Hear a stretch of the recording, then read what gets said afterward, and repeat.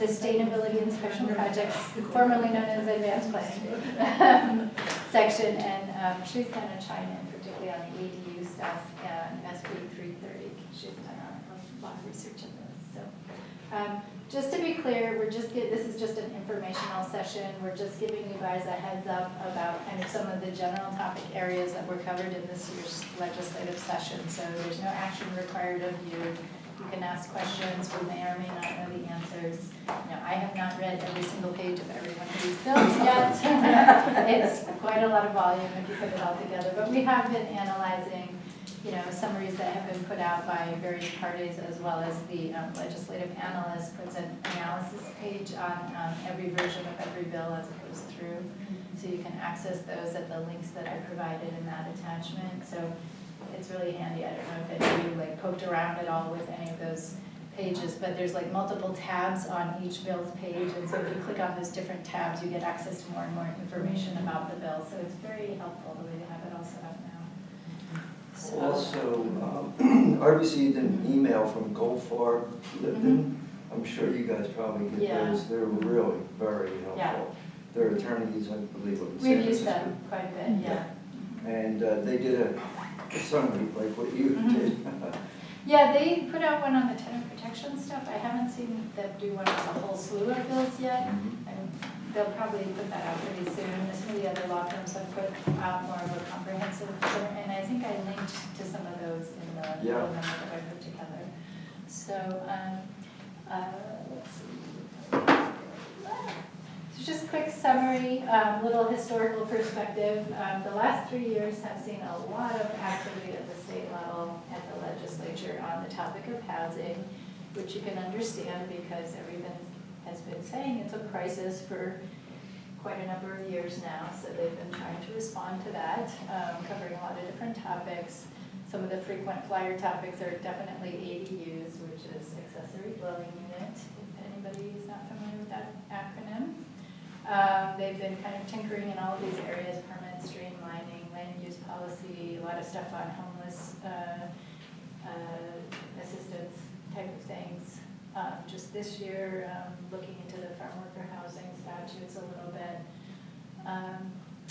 So it's a lot of material, which is why Daisy and I are getting more and more gray hairs and wrinkles, and some of the rest of our team as well, trying to keep up with all this. And some things require the county to then go, and not just the county, but all the local jurisdictions to go and then fix certain things in our code if they're out of, if they're not entirely consistent.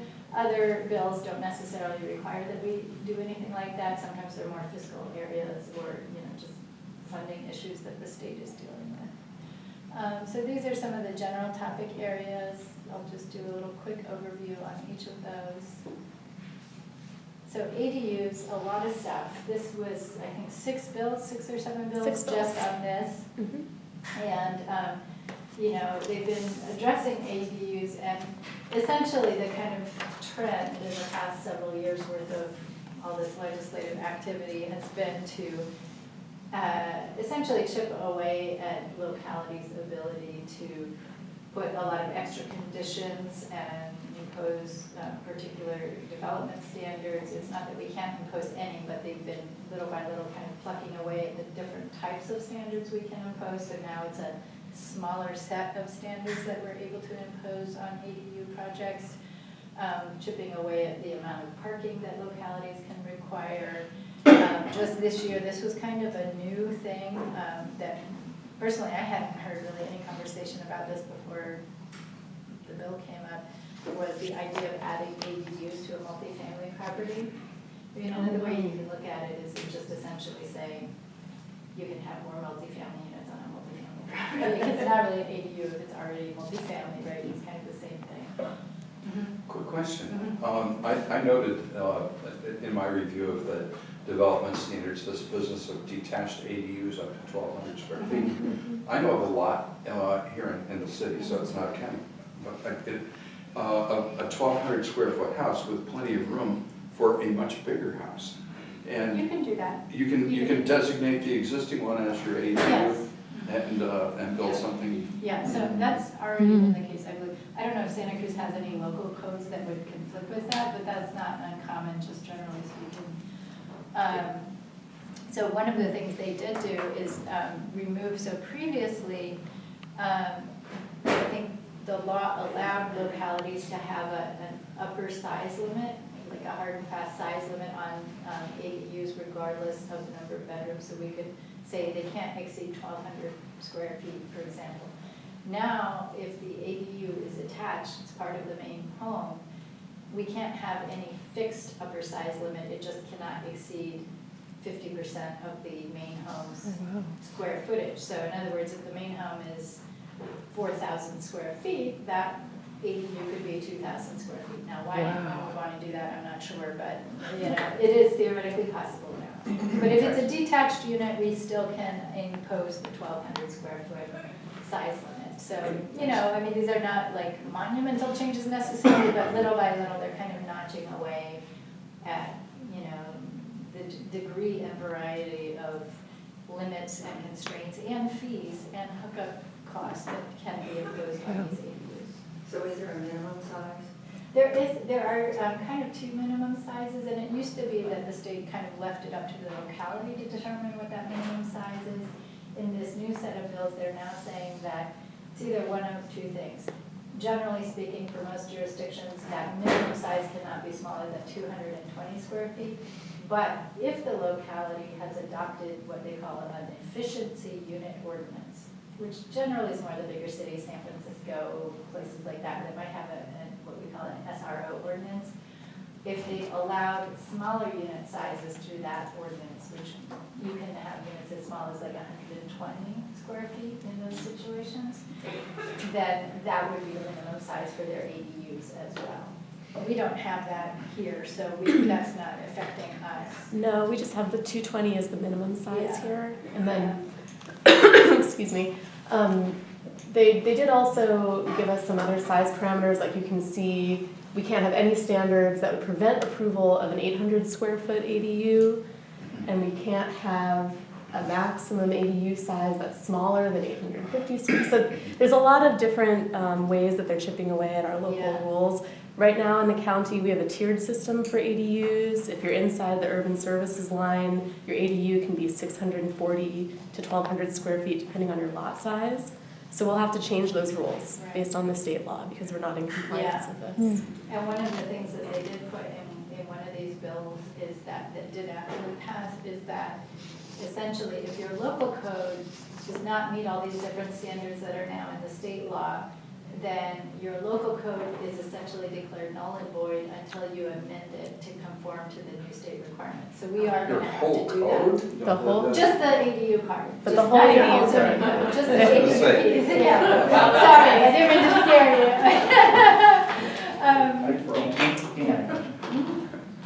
Oh, just a comment about our language. We talk about chipping away at our ability. But there's another way of looking at it.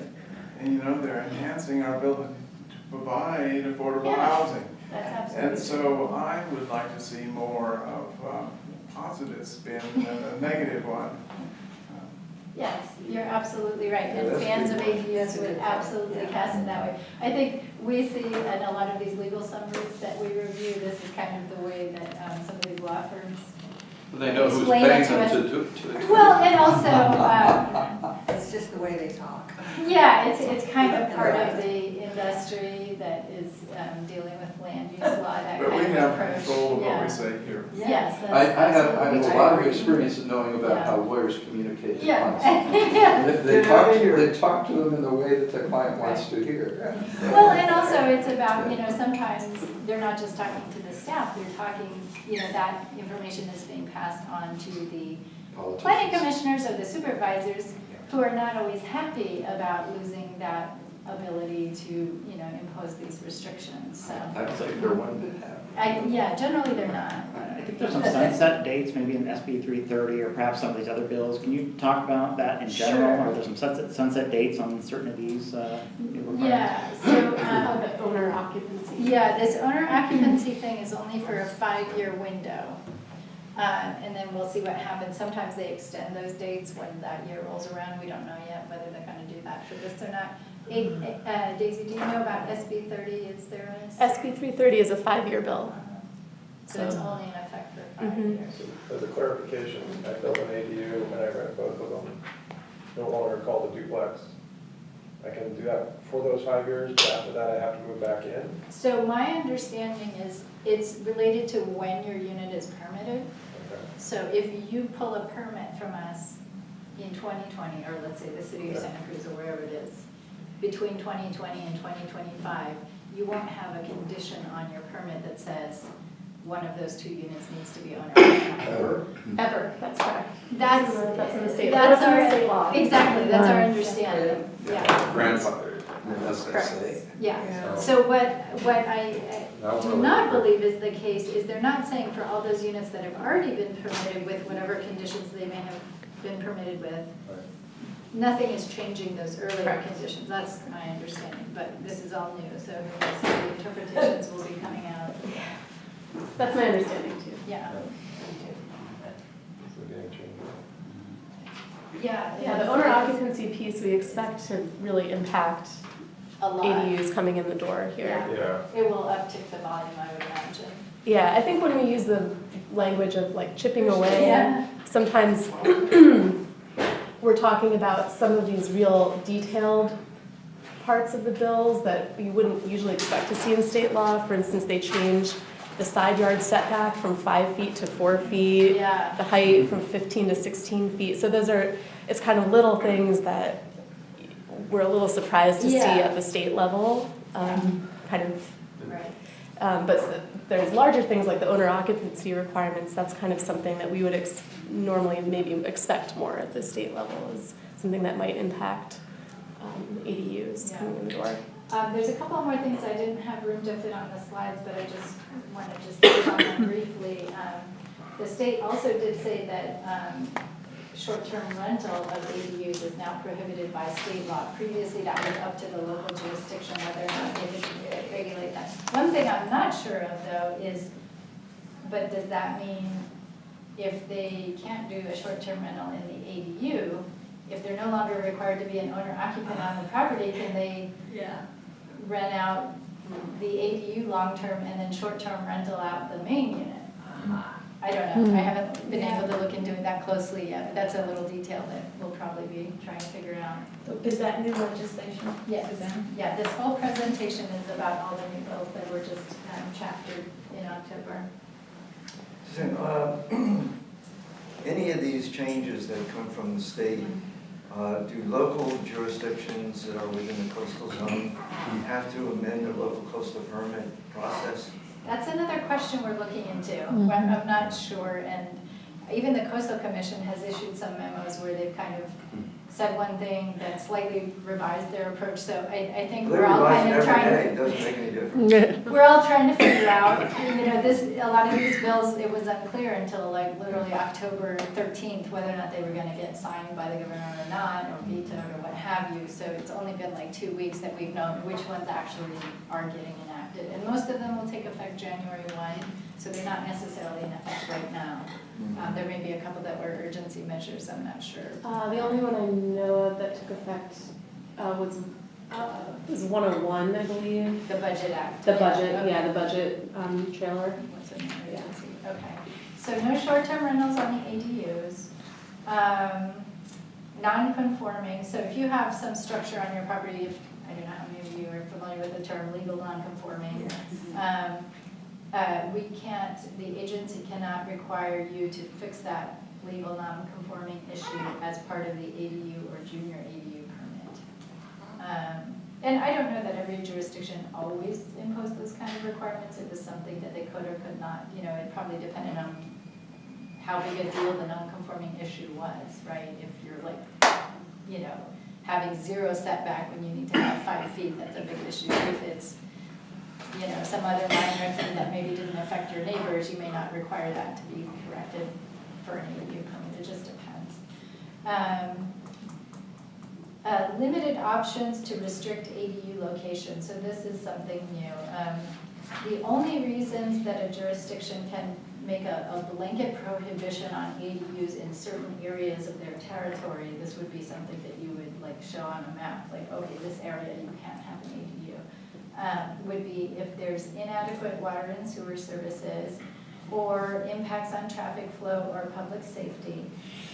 But if the agency issuing the permit is not the utility provider, so let's say we're not the water service provider or the sanitation service provider for that particular site, we would have to ask that utility provider whether or not they feel they have adequate capacity to serve. So we wouldn't be able to independently make that judgment for the utility provider, which that kind of makes sense, right? Because it's their job to figure that out.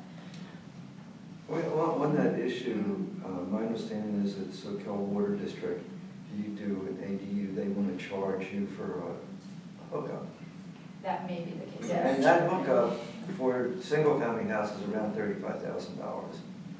Is that still going on, or are they? I have not heard about- that it's changed. It's They just still- revised it last night. It was Oh, they did? revised, so it specifically states in the code now that if it's a detached new ADU, then the utility provider can charge a connection fee, but it needs to be in proportion to the size of the unit.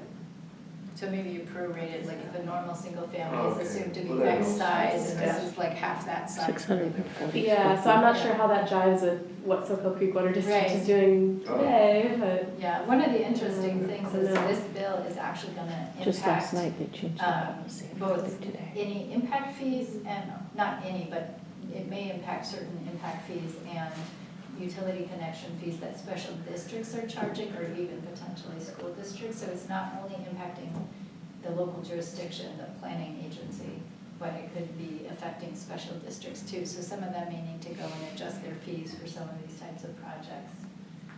So it's going to require some effort on a lot of agencies' parts to conform with all of this. Amnesty program, there's now an amnesty program between basically calendar years 2020 through 2025 at the request of a property owner. A jurisdiction must delay code enforcement on ADU properties for up to 5 years. That's one thing. If this is another topic, this is kind of a habitat issue.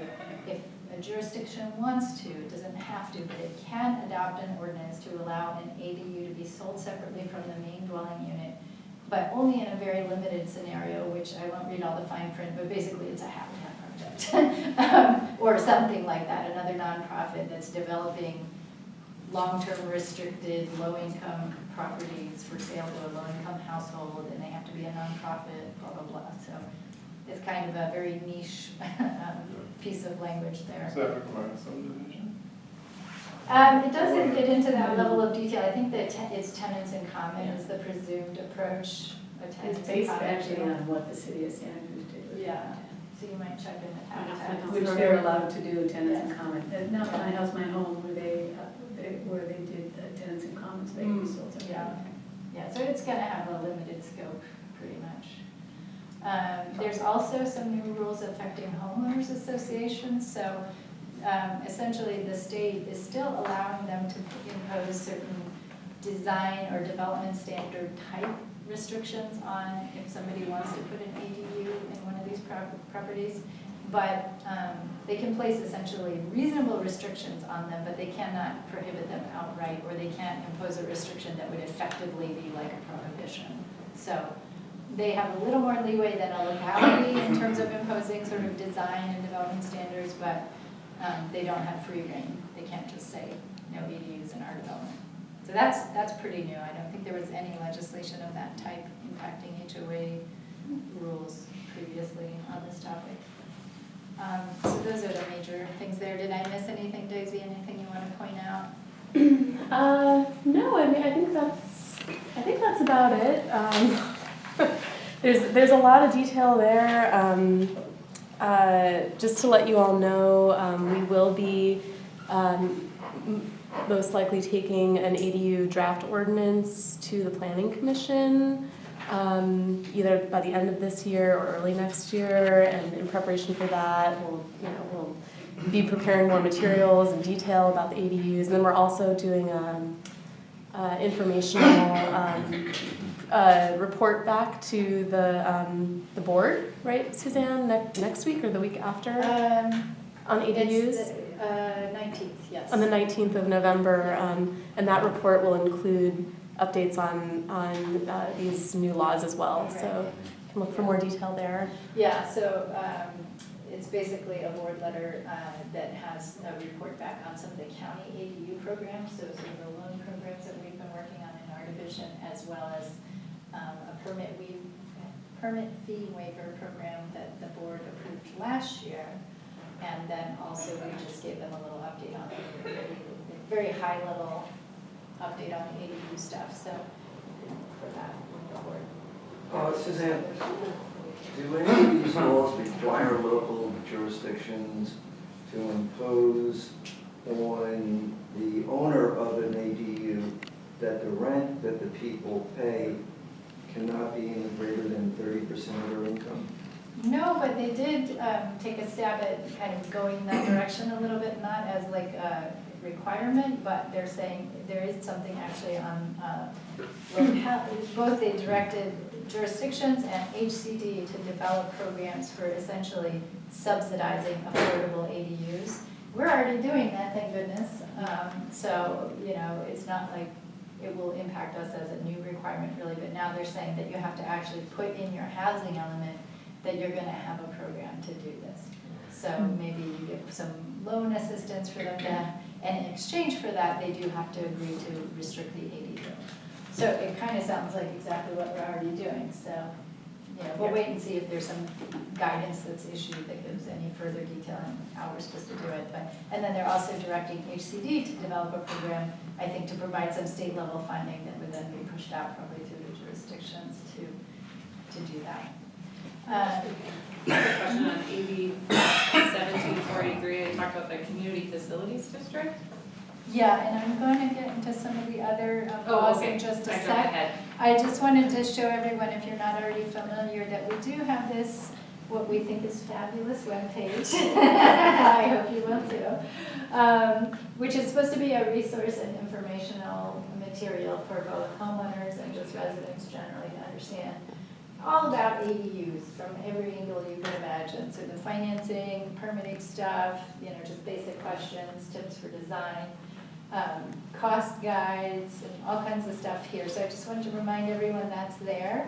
If the link is right here, scoplanning.com/adu.aspx. If you just Google Santa Cruz County ADU, I'm sure you'll find it. Okay, so just a tip, tell your friends and neighbors. And that will be being updated It over will the next couple of update that months. once we figure out what All the new to regs. update, yeah. Some of it won't be affected, like the cost guides and stuff probably won't be too affected. Yeah, they will. Maybe, They will will. they? Okay. Yeah. One last question for you, the BDUs, Suzanne. So, I think your candidate led to ask the question about, does LCP need to be amended? That's what we're not And you don't sure know the yet. answer, but Yeah. does the laws, at least as you know them, the new laws that have passed, do anything to change that problem? You still need a coastal, if you're in a coastal zone, there's still an ADU, still require a coastal permit. There's nothing that's I think changing it depends from on that. the type of ADU, like if it's just a conversion, do you need a coastal permit for that? Like a garage conversion or something like that? Yeah, I'm not sure. I'd have to look back at our code. I know that for ADUs in the coastal zone, they do go through a process of coastal permit review, but it is technically still a ministerial It's still just a process. building permit, yeah. So it's just a little bit more public notification of the project rather than actual discretionary review. Yeah. So we'll have to look Usually at in the the coastal zone, what you can do is put under your exemption section those kinds of projects or programs that you want Exempted. exempt. Uh-huh. Because the coastal commission's rule is any placement of solid material in the ground, you have to get a coastal development permit. To give you an example, when I was the acting planning director in Capitola, they wanted to take out the parking meters. I remember put that. something else in there, and the coastal, the attorney for the coastal commission said, "Bud, well, you know you need a coastal permit." To install a And- parking meter and- on the street. Yeah, and I said, "Oh, of course I know now." And I told the city manager, Just do it. "Here's one, you just do. Don't even worry about it." But it can get crazy, but if you Yeah. do have it as an exemption, then We you're in might already great shape. have that for the conversion ones, I don't know, we'd have to look into it. Have to check Yeah. the code. Yeah, I think this is an area that everybody's gonna need to look into, because these laws have really shifted stuff around, and I think coastal's gonna have to be looking Coastal into it shifted a too. little bit their interpretation Yeah, also. yeah. And the Coastal Commission doesn't like to take on housing issues in general.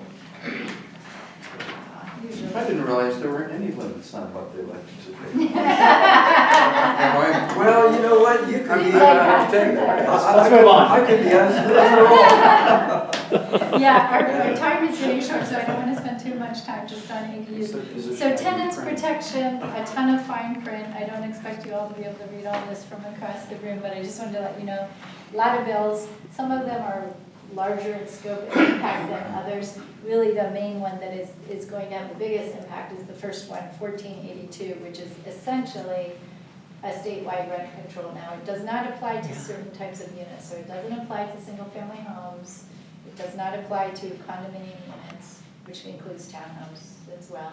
And it does not apply to anything that was, I think, issued a building permit within the last 15 years. I'd call it a rent increase control measure rather than rent control. Kind of, yeah, I think this is like how most people are referring to it, but yeah, that, you can say that. And also it includes a just cause eviction provision. So just a heads up, that's out there. If you Google the bill, you'll find out like articles about, analyzing it in more detail.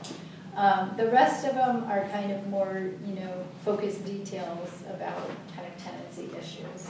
Excuse me, Suzanne, on 1482, didn't the board of supervisors just approve something that's local? Yes, Because this doesn't go into effect until January, and then we can make sure. like a stopgap And that was, measure. wasn't it just It yesterday? was or- like Yeah, yesterday, that's yeah, it. was that yesterday? Yeah. That starts Yeah, yeah.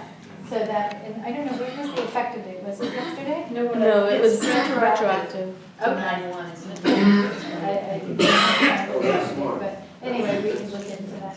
So there's a lot of stuff there. I won't go into all the details because we don't have time, but just to give you a heads up. And again, all of those bills are linked on the little handout on top of the agenda. Oops, back here. So I kind of lumped these two things together. There's some funding stuff and some fiscal stuff. Some of this doesn't affect our county, some of it's really locality specific. So there's a little thing here for Bay Area Financing Authority, so that affects the 9-county Bay Area, basically the AVAG region. We are not in that region, we're in AMVAG. There's also a similar bill for San Gabriel Valley. This is basically LA.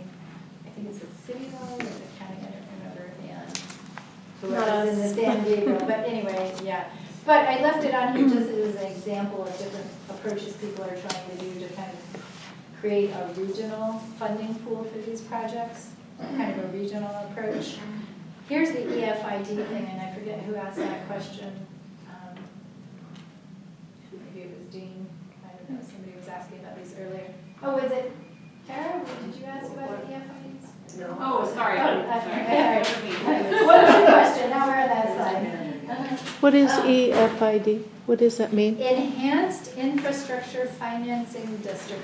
So it's kind of like a pared down version of what we used to have in the redevelopment agencies, just in terms of infrastructure financing. So it doesn't have all the other aspects that RDA's had, but just in terms of like, we have a neighborhood that needs a new water line or what have you, that a locality can decide to form one of these districts, kind of like we have parking districts, business improvement districts. It's a similar idea, but for the purpose specifically of putting in infrastructure. So that infrastructure could be transportation facilities, they have a whole list of different options that you can use through that tool.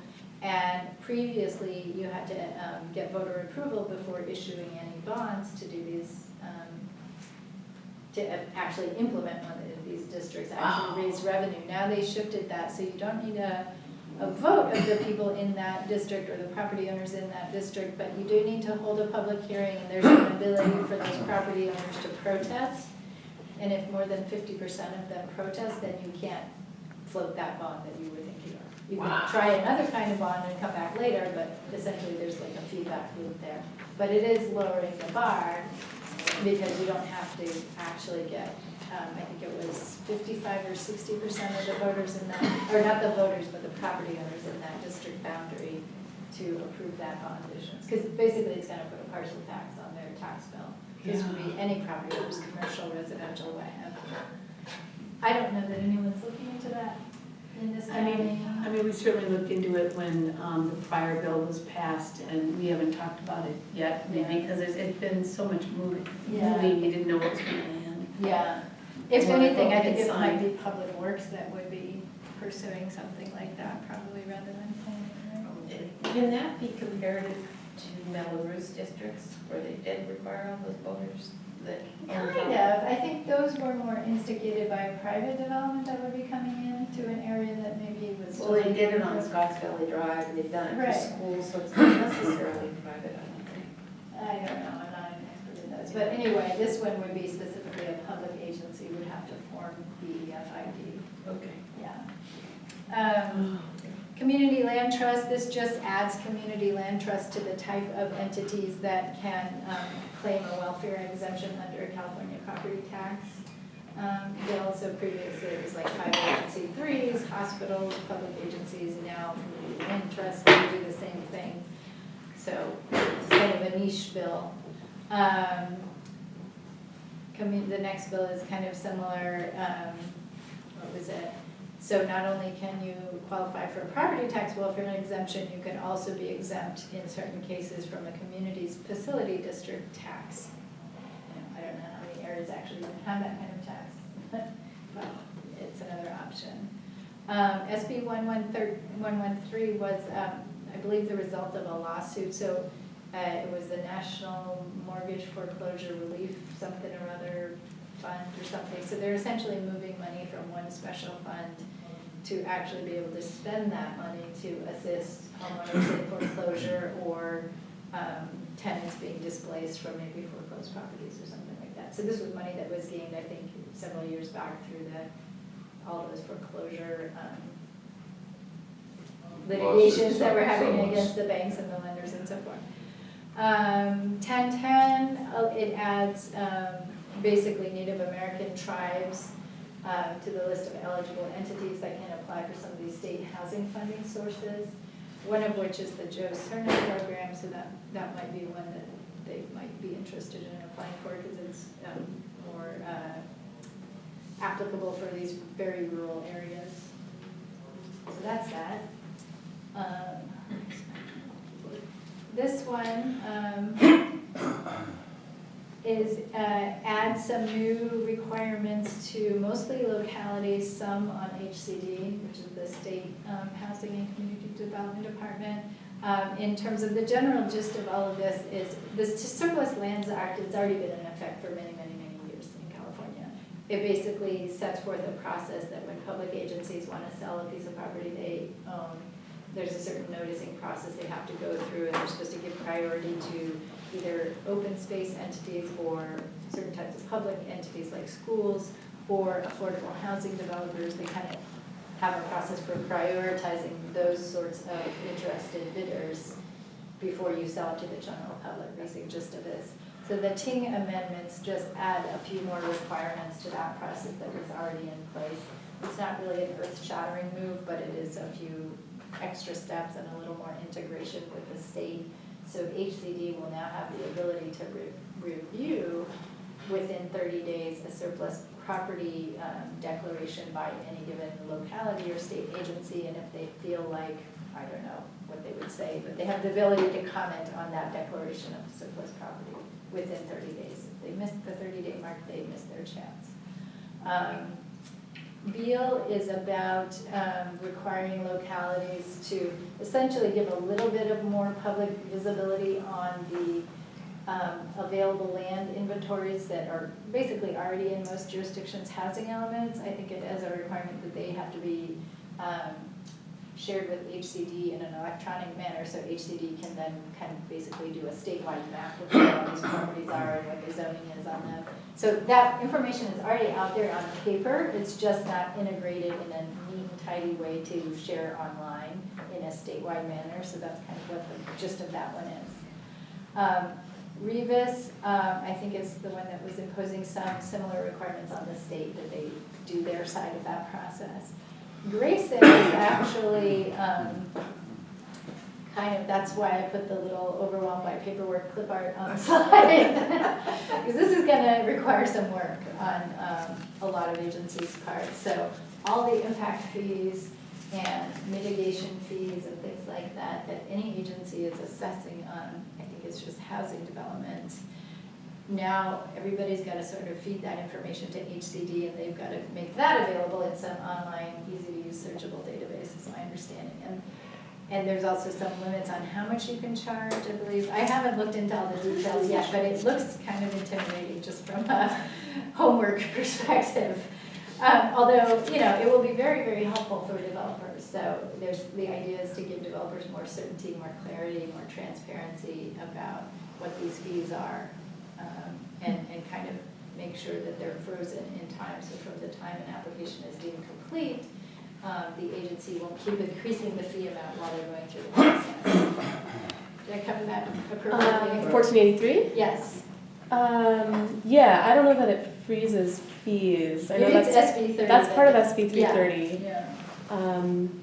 But yeah, it requires the local jurisdictions to share information about our fees, our ordinances, development standards. So most of this stuff is on our website, available for the public already. But now we have to feed it into We have to feed it to HCD. HCD, and then they're supposed to develop a 10-year housing data strategy. Oh, wow. They're Whatever that gonna looks feel like. the paperwork clip art Yeah. there. Yeah, they've got a lot of work to do. It is a lot of paperwork, but what it does do is to show how much housing is paying for so many of our services. That's the idea, yeah. And there was a study published by the Turner Center in Berkeley that actually informed that bill, and they drew a lot of the content from some of the conclusions from that study. It was some folks at UC Berkeley that have been doing a lot of that research. So the Housing Crisis Act, maybe I'll let Daisy talk about this one because she's our expert so far, I guess. Okay, so I'll give a brief overview of this one. So there's a few different parts of this bill. It's a really big bill. It makes changes to the existing Housing Accountability Act and the existing Permit Streamlining Act, and it creates a new act called the Housing Crisis Act. And then all of these changes are supposed to be temporary, just 5 years. It expires at the end of January 1, 2025. So what it does, one of the things that it does is that it more broadly defines what a housing development project is, as to include any residential project or a mixed-use project with at least 2/3 residential. And for those types of projects, it creates a preliminary application process where the applicant just needs to submit some basic information about the project, a site plan, elevations, basic information about the number of units, things like that.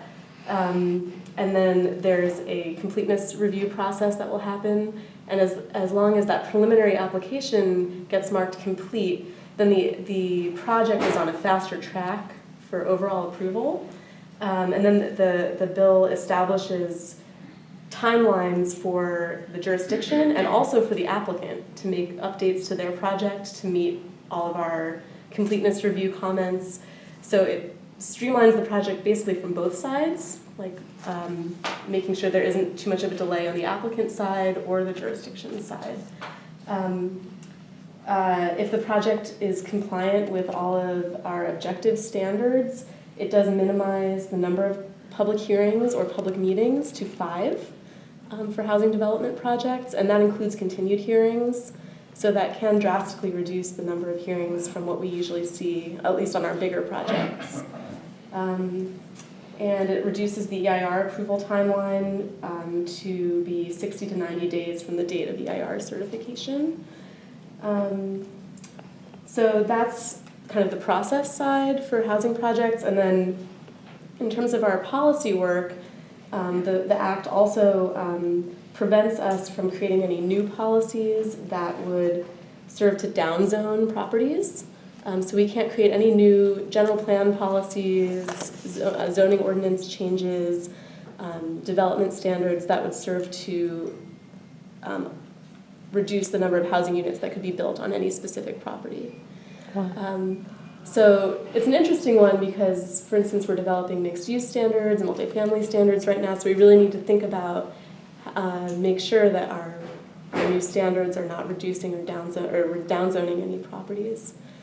We also cannot, any new standards that we come up with, only the objective standards will be able to be enforceable. So for instance, in our general plan, we have a number of policies, and we impose those policies, but some of them are not objective. Like we might not require a 4-foot setback, but we might require neighborhood compatibility. That might be the rule. Community character. Community That's character. Like the classic. So as we create new policies starting in January, those types of non-objective standards will be non-enforceable. Wow. But our existing non-objective standards are still enforceable. So it's a big thing for us to think about because we're updating our general plan right now. We're in the process of developing design guidelines. So it's a big one.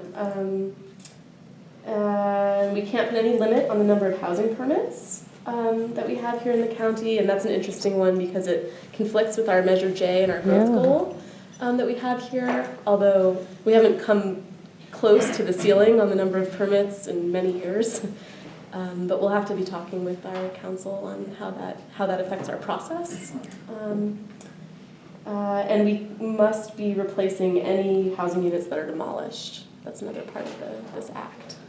And I think it's also if they're low income, then they have to be low income. Right, and then there's more restrictions if they're low income units that are demolished. So as you can see, it's kind of a wide-ranging bill. It covers a lot of things.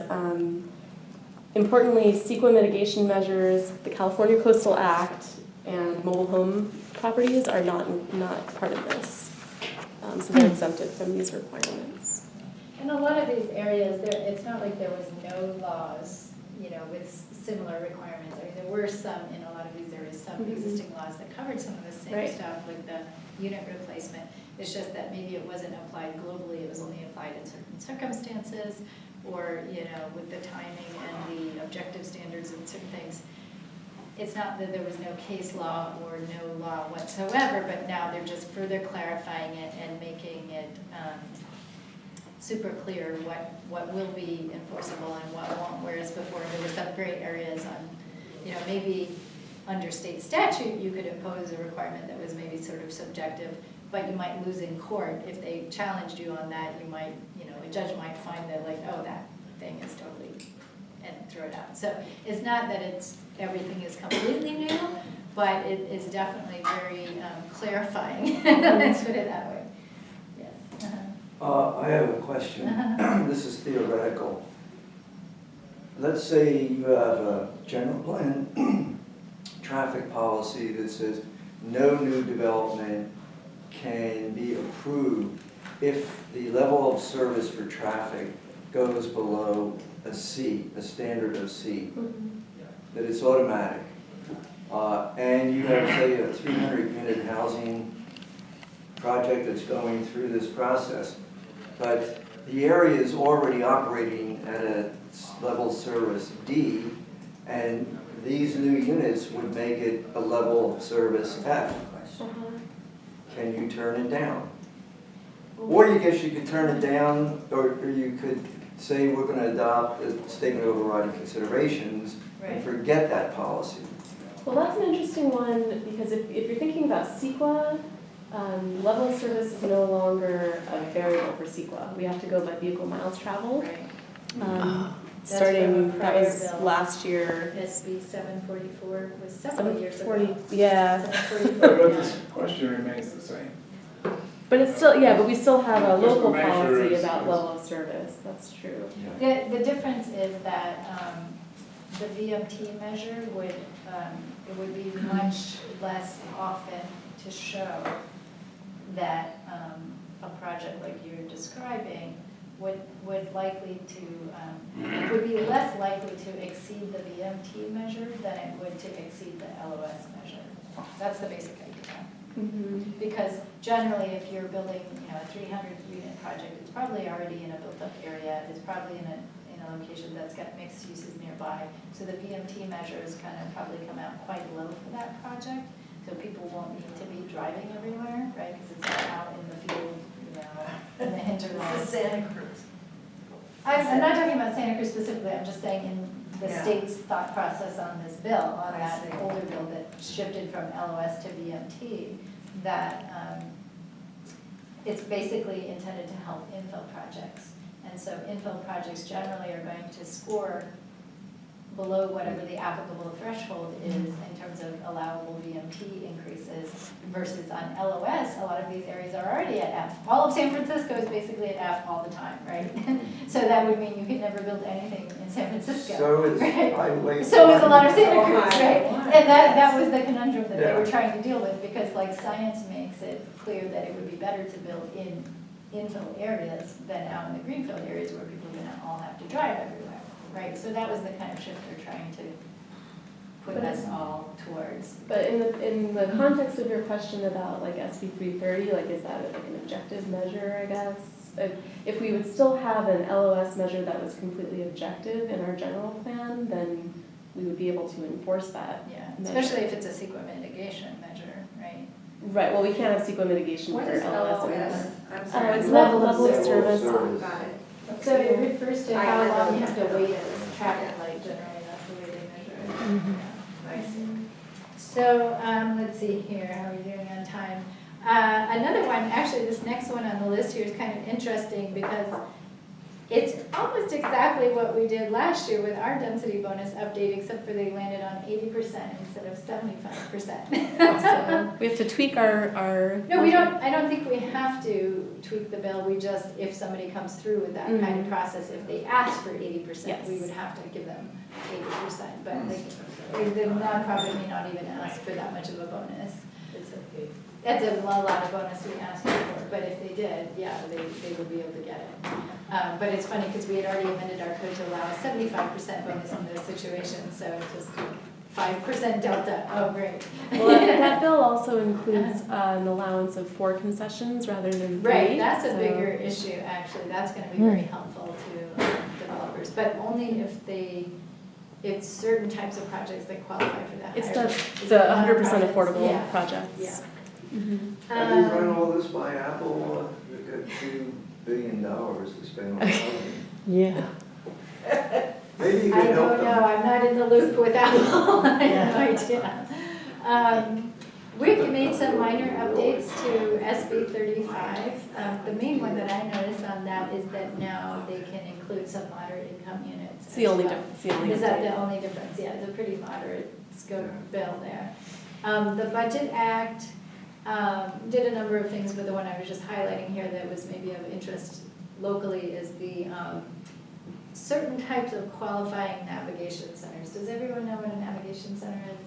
It's a facility for homeless folks where you have services available and you may or may not have some shelter capacity about on the right. So certain types would qualify for what they call by right or ministerial approval.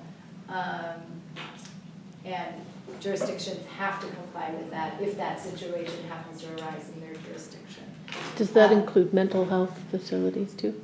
Not your standard mental health facility would be different than a navigation center. That would generally be a larger institution and different types of services that they're offering. So that they're not exactly the same. Okay.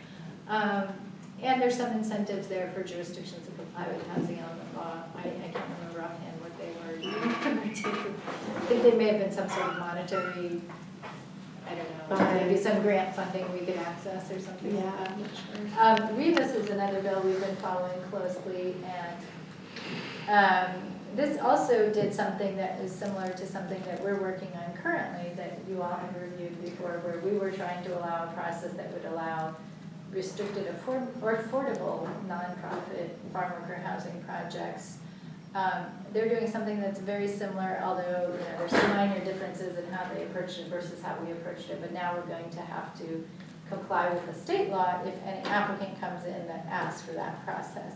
I think it's unlikely we're going to have a lot of requests for those because there's not that much funding out there for that many nonprofit projects. So it would be more of an occasional thing than a flood of applications.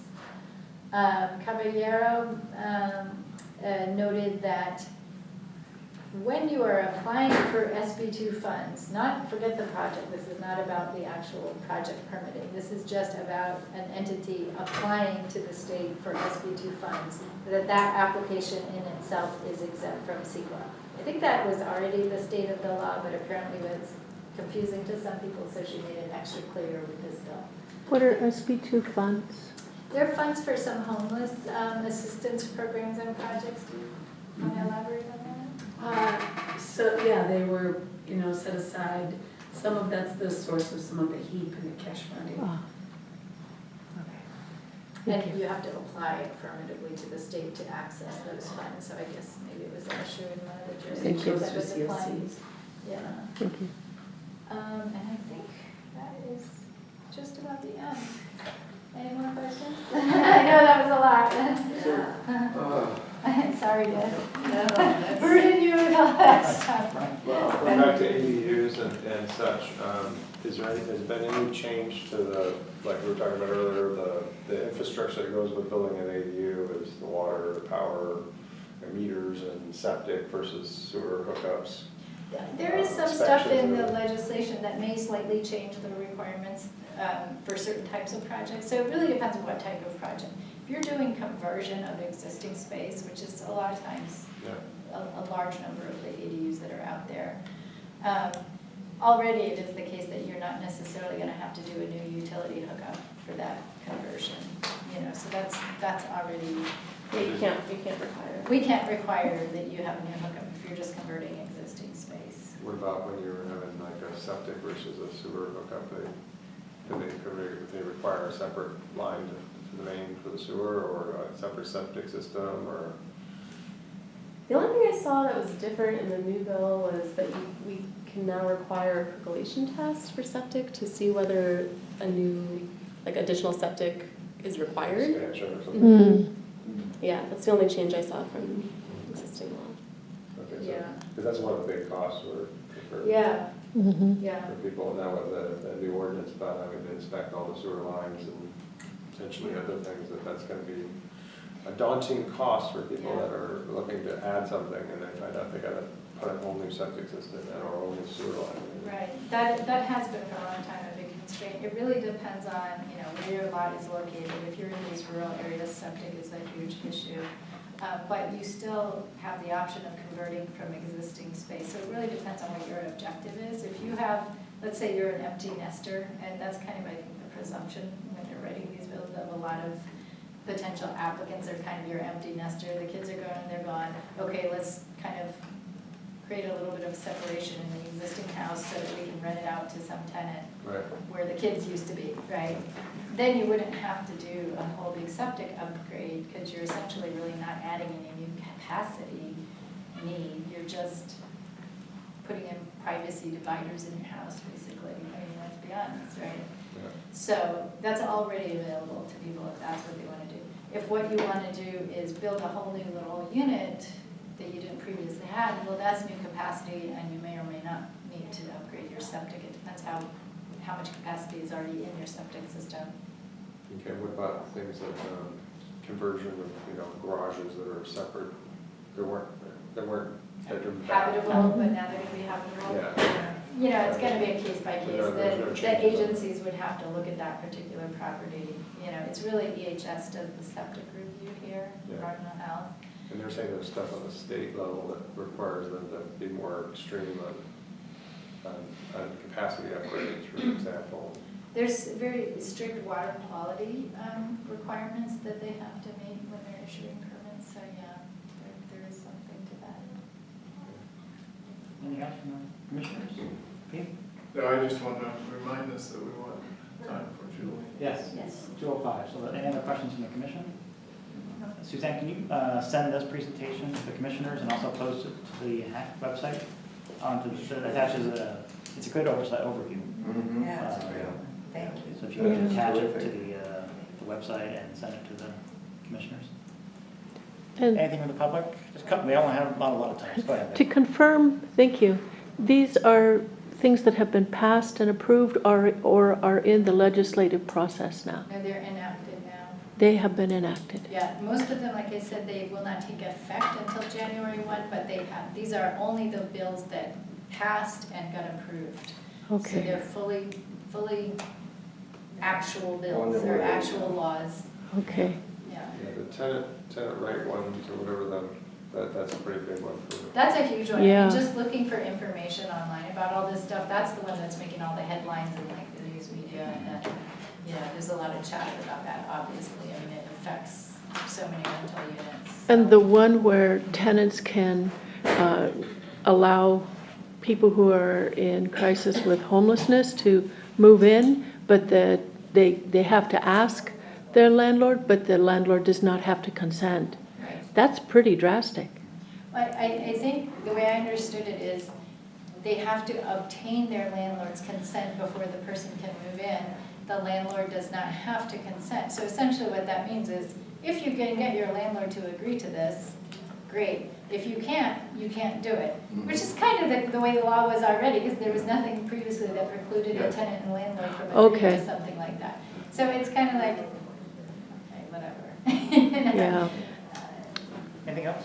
thank you. It's like No? two parties can agree to anything if they want to. Well, I don't know if you're talking about future housing too or not, as far as maybe. You can ask about that, yeah, I don't know that I any came in of a these little bit bills. late, Yeah, so I just wasn't, you sent that invite, so I wanted to come. oh, great, To great. support San Lorenzo Valley Unified School District. I'm the deputy superintendent for the school district in our housing project that we're trying to do at Redwood Elementary and working with the county for the last 8 months. So maybe Julie will touch on that. To try with her to update. get general plan changes so that we can do this project.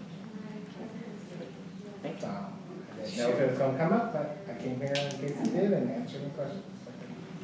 Great, that's a great segue. We'll start with that All right, when anything- we're done with the other legislative pieces. Anything else on the review of housing legislation? Just a thank you. Yes, thank you very much. Yeah. That's look forward to great. receiving that And now you all know what you're reading tonight. Exactly. All right, housing activities update. Yeah. That one's Julie. Okay, there we go. Hi, everybody, I'm Julie Conway, I'm the housing manager. This is my part of the meeting. And this is a great place to start. As this group is well aware, we've been working on some near-term housing amendments, some things that we could take on while the Sustainable Santa Cruz County Plan is going on that would enable housing. And actually Suzanne's done a lot of the work, Daisy's done a bunch of it. So we've been very busy with it. And just recently, what we call the PRH, yeah, I'm just suddenly got all of my initializations mixed up, has gone forward. And that's one of the things that's intended to do is to create a pathway for employer-sponsored housing. And which has been, so there, it falls into basically two categories. I know, I was just Yeah, gonna not say. PRH, sorry. No, I was just saying, maybe I've got too many P's written down. So this is housing in public facility zones. It's going forward also with our ag housing. And so there's two different pieces. This group has talked about quite a bit about our farm worker housing amendments. And housing in the PF zones creates, it's not a lot of opportunity, but it's really very strategic opportunity to create some housing opportunities that we haven't had a way to do in the past because our rural density matrix would have just put the kibosh on anything. And of course, in most of our rural areas, we don't really think that dense housing is a good idea. And that's why we have codes that limit it. But in certain strategic areas, there's opportunities, if we had an opportunity to create housing that was more dense, it actually could reduce traffic. It could provide housing that is otherwise very difficult to provide. So schools are one of the, we've talked so much about the need for employer-sponsored housing. So I'm really glad that you're here, because one of the projects that the San Lorenzo Valley School District is looking at is adaptive reuse of an existing elementary school. One of my favorite ways to think about this was a school that was built and not used. And if you think about what kind of services capacity it has to have the ability for all of those toilets to flush for all of those kids in a 15-minute period, several times a day, which means that it has way more capacity than most residential uses would be. And it, just to clarify, it was used for several years before it had to be closed. Right. I hope I didn't imply it wasn't. Yeah. So the use of a building that's built, water, sewer, it's got everything it needs, parking, so it provides a possibility. So that was one of the specific projects that we knew had a chance of moving forward. We actually included it in, as we were looking at our plans. There's been a lot of other conversations from other school districts, some private schools, where, that are outside, well, inside and outside of the urban services line. But they take a look at solving one of the biggest problems that they have, which is attracting and retaining teachers. This is a real opportunity. The state's been supportive with some other pieces around that. Do you want to tell us more about your project? Can I just? Oh, yeah, I absolutely. just want to make a clarification before we move on, is, as Julie mentioned, we're talking about in this policy work about PF, public facility zones. The only type of property within that larger group that would be allowed to, have housing in, excess potentially of the rural density matrix would be housing on school-owned properties. So that's the only exception we're making to the general urban services line, rural services line. And there's very few of those properties that are actually outside of both the urban services line and the rural services line. But because these facilities, the school facilities already do have capacity for the sewer and water services they need, and usually parking and circulation and everything else, it makes sense to consider those as opportunity sites. So it is really just the school employee housing piece that's getting a little more flexibility. All right, and so what we're looking at is actually not tearing down the school. Classrooms in the school are approximately 1,100 to 1,200 square feet inside of them. And so keeping the facade of the school almost the same. So for the feel of the community, it doesn't look like a development, because it's a big thing to our community.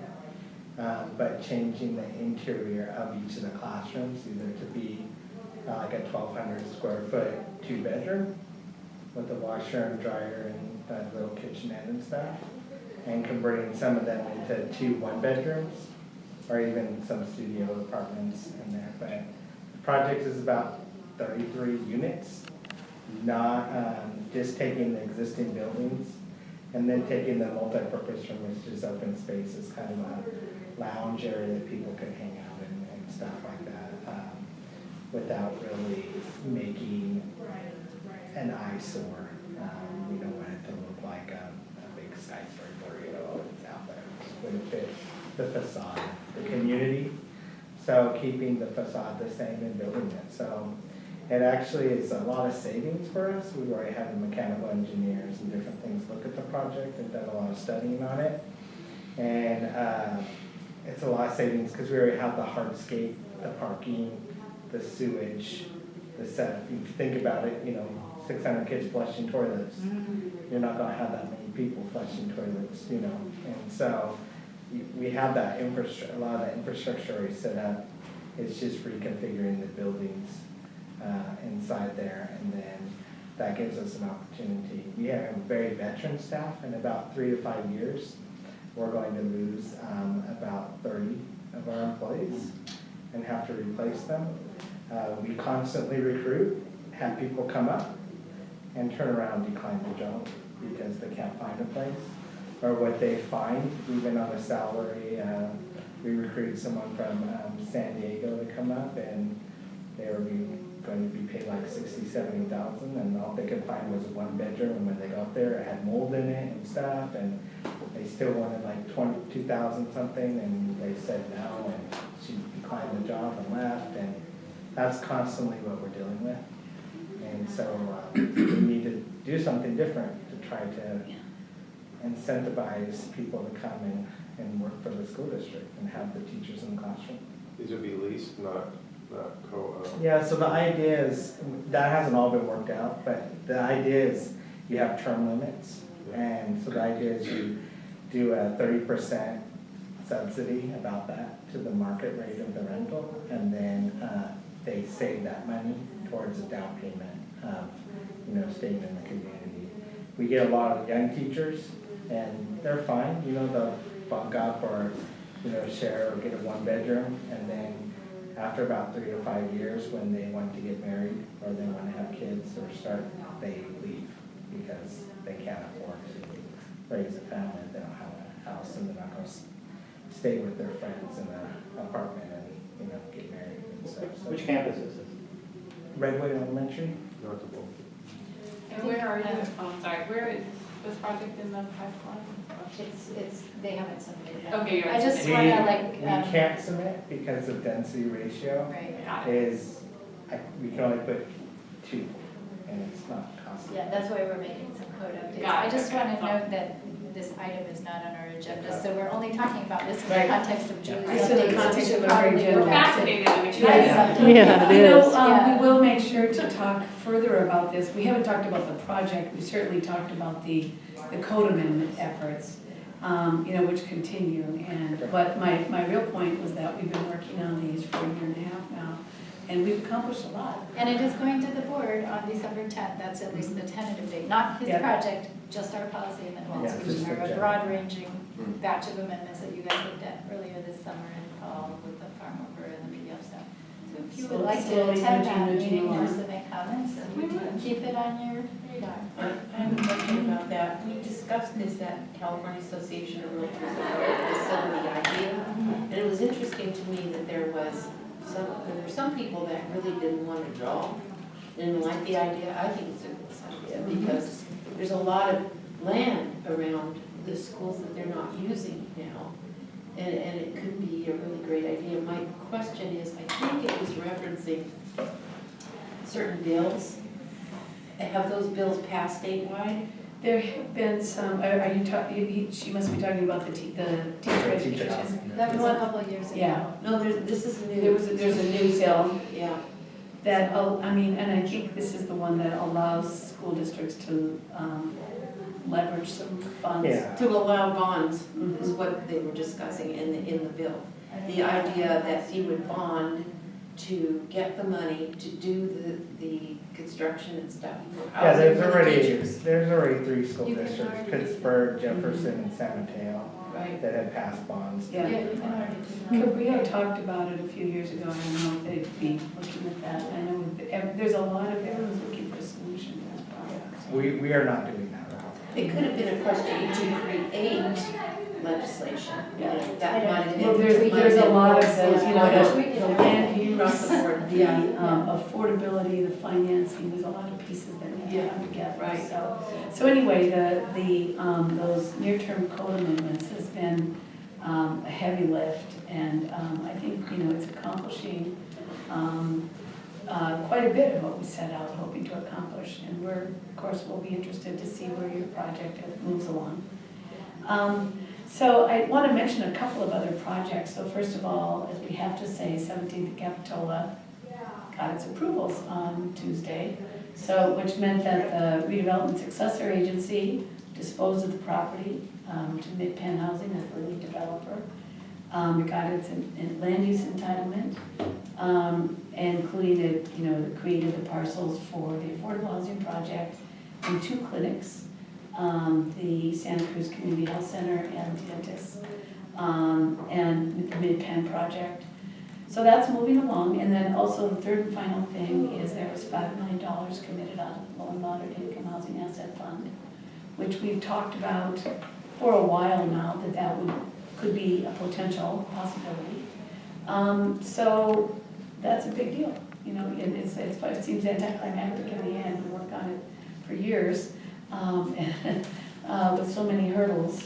That project, our funding for that project will be coming back to the board on December 10th, and that is the ability to apply for possibly assign No Place Like Home funds. Mid-Penn has built No Place Like Home into their financing structure, which we've encouraged them to do. I encourage all of the nonprofits to do it. It's a great source of funds. They're looking at setting aside 10 units for people who would qualify for that funding, and that's people who are chronically homeless and have a psychiatric disability. Which is a great fit to be right next door to services.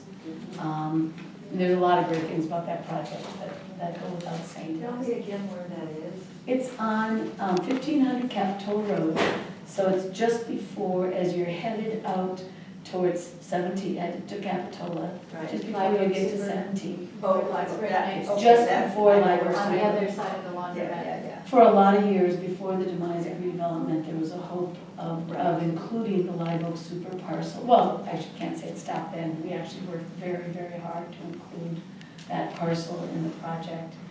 It's not included at this time, so yeah, that's what it is. So I'm happy to answer any questions about that. There were a number of things that came up at the end, but that's a big deal around here. We also, as far as projects go, we're gonna have to, some people are calling it Pippin 2. I just can't help but call it the land property. So this is the county made a $3 million acquisition loan to Mid-Penn for the remainder of the Atkinson Lane property entitled for 176 units.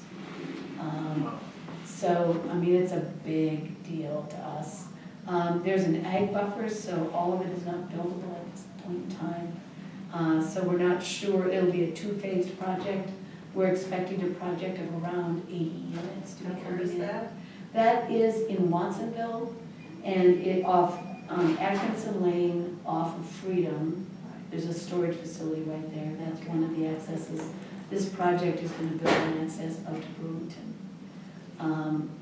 So that'll be the primary access. It's almost adjacent to the Pippin, I don't know if you've ever looked. It is adjacent to Pippin. Apartments are, it's a brand new, they just got Yeah. finished about a year ago. Yeah. Did you go visit it? No, I haven't, but you showed pictures last time, or time before, yeah. Lovely project. Yeah. Are you getting pushback on that Burlington access? You know, it's already approved, so it isn't actually controversial. I mean, I'm sure it will be, there'll be controversial in the community, but it's already approved as part of the whole environmental review process. It was approved in 2009, It's gone through a couple of stages. There was an initial PUD specific, it's got a long, complex history. I'd be glad to talk about it, might be worth it. But that Burlington access for these units is approved already, and it's actually gonna be, which means it's not gonna impact traffic off of Atkinson. So I think people are gonna. It's like a mitigation measure. That's right. Yeah, so, yeah, Dean, I'm sorry. Yeah, so just a question, how this land is related to the original housing element project? That's right. Well, it is the same land or Yes. part of it? It is the exact same land. Oh, Yeah, great. it's our combining site that we call Atkinson Lane, which is, so it gets called a few different things. Atkinson 2, Pippin 2, Lamb, the former property owners. We're in that stage where it isn't yet a project and everybody sort of knows where it is, but yeah, not to get it confused. Maybe it'll be named Conway. Yeah, there you go. Boy. Anyway, so that's that one. So some of this we already covered. We mentioned that there is an ADU update on the 19th. So we're touching base on a few different things on some ADU programs. An update on legislation, so that'll be going forward. There's also some home activity. We're doing some realignment of our existing home money. It's interesting as a policy matter, we may be agendizing this at a future date. We've had an active home program ever since our housing element was approved. What year was that, Dean? 2000. It's too old, too Long long ago to ago. remember. Yeah, back when we used to be younger. 2015, 2009? Oh, no, way. No, back before that. 2007? The county didn't have a I know. conforming housing It element for wasn't many when it years, was so. before. And what we're referring to, for those of you who don't know, before we had a certified housing element, we weren't eligible to apply for funds under home and CDBG. So it's been a big part of the work of this commission, watching us ramp up and really build our grant-funded programs.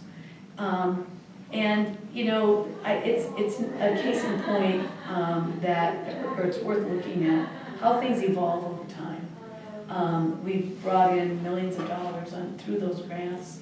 We've been glad to get them. We've gotten a lot of work done. Home is a particularly interesting use of funds. We are eligible to apply. So what is home? Home, thank you for asking, and this is just an overview. Home is a federal funding source for housing, for which the county applies for that money through the state. We're what's called a state applicant. So there's a set of federal rules around homes. Some jurisdictions, like the city, get a direct allocation. Other jurisdictions, smaller cities and counties, apply as a state applicant to the state. So we've got both the federal rules and the state rules, making it always super interesting to apply for. And the uses of it for a state applicant like us, there's a few others, but what we've been applying for is first-time homebuyer assistance and tenant-based rental assistance. And over the years, we started out almost exclusively, in fact, our first award was exclusively first-time homebuyer. And we've been gradually increasing the amount of tenant-based rental assistance, which can be used for rental assistance for up to 12 months, renewable for another 12 months, or for rental deposit funds. And that's just a really valuable source of funds, needed very badly. And the amount of funds that are needed to move into a rental, well, it goes up with the rents, right? And so it's just more and more funds are needed for low-income tenants, any tenants, but low-income tenants have a harder time meeting it to move into a rental unit. So we've been changing that, and another thing about it is that the higher the housing costs get, the harder it is, even with substantial subsidy, for low-income buyers, so they have to be households at 80% or below, to be able to find a home that they can carry a first mortgage, even with a really substantial silent second mortgage from us. And so we certify our buyers, people are interested in it, but they are just having a really hard time finding homes that can make it work. Well, there's also actually a firm limit, so the state publishes limits for each county on what the home's price has to be under a certain limit. And until recently, I think we got a little bit of wiggle room recently, but until recently, that limit for here, for the past number of years, was just under 500K. And, you know, there generally are some condo units, smaller condo units you can get here and there, but very few of them. But what most of the families want is either a single-family house or a townhome or something. That's really not what they're looking for. So it's not that there's absolutely no inventory within that price range, or sometimes it doesn't meet code or quality standards. And these, by definition, the program requires that we inspect it, and it has to meet what they call HQS, which is kind of these very high-level basic health and safety standards that HUD imposes. So you can't have like broken windows in the property and things like that. You know, the only units that are under those price limits are like maybe some really old funky cabin in the woods that was never permitted, and, you know, it doesn't meet those standards. So really, there's not enough inventory out there within the price limits and meeting the quality standards for these families to be able to buy it. It's just. Right, so we are extremely considering right now, limited. we're debating what, there is a NOVA out, we are eligible. We do expect to be moving forward with an application, but for these reasons are that kind of tilt, less first-time home buyer, more TBRA is likely to continue. And plus, it just, there appears to be an endless need for TBRA, partly because our home funds can be used in the city of Watsonville, because they're not an entitlement jurisdiction themselves. And so it's almost, it's the only deposit assistance, rental deposit assistance in the city. So it just gets sucked up like a sponge sucks in water. So yes. Can the home tie to Measure J in any way? No. No. That was a hard no. That was one of Eric Shapiro's big fights. He was sure we should be able to. Of course. A lot of jurisdictions do. Yeah. But, you know, Not to a state jurisdictions program. land in different Yeah. places on that. It really is a local thing. It really depends on what your local market looks like. State applicants, it's a hard no. Yeah. Yeah. Oh, is So, it? Yeah. That was not our decision by any means. So, anyway, that's it for We now. got to run, Mr. Chair. Okay, okay, anything else? We could be adjourned. Anything else, Julie? Nope. All right. That's it. Thank you. If anyone doesn't already Nice to see you give all. us their email address.